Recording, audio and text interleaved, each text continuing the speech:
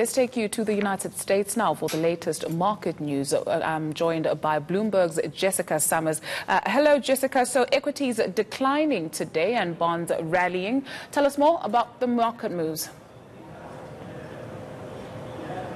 Hi, great to be with you. Yes, we are seeing equities in the red today. The S&P 500 index, NASDAQ, and Dow all declining today. That's as investors really sort of evaluate the outlook for global growth, and it looks pretty dim. We're also seeing bonds rally, but back to the S&P 500 index fell as much as 1.1% today, being led lower by tech shares as well as healthcare stocks. In fact, all sectors on the S&P in the red except for industrials.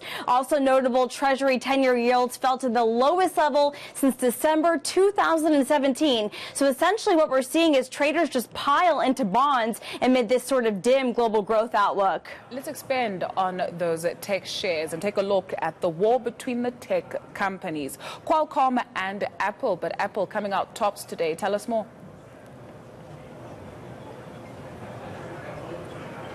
Yes, Qualcomm and Apple is quite an interesting story. We saw Qualcomm shares decline as much as 3% today, but Apple shares gain as much as 1.6% today. Investors are just continuing to assess this sort of long-winded story and disputes between the two companies over patent royalties. We received some very interesting rulings by judges yesterday, actually, that we're still assessing today.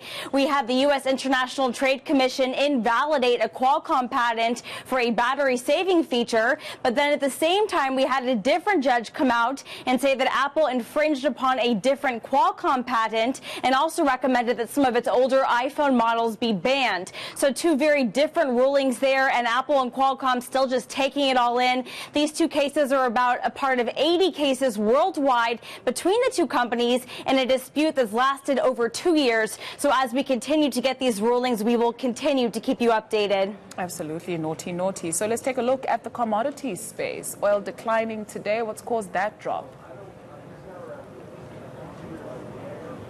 Yes, we did see both Brent and WTI decline. WTI closing down about 0.9% today. Both benchmarks falling today after we received a U.S. government weekly inventory report showing that U.S. crude stockpiles unexpectedly rose last week, up by 2.8 million barrels. This is not what analysts were expecting. Refiners around the U.S. had been suffering a lot of unplanned outages. We had an Exxon refinery in Texas, a Valero refinery in Texas, both having to shut down their key gasoline-making units. So essentially what we saw is refiners demanding less crude, leading to an overall buildup of crude stockpiles in the U.S. Jessica, thank you very much for that, joining us from New York.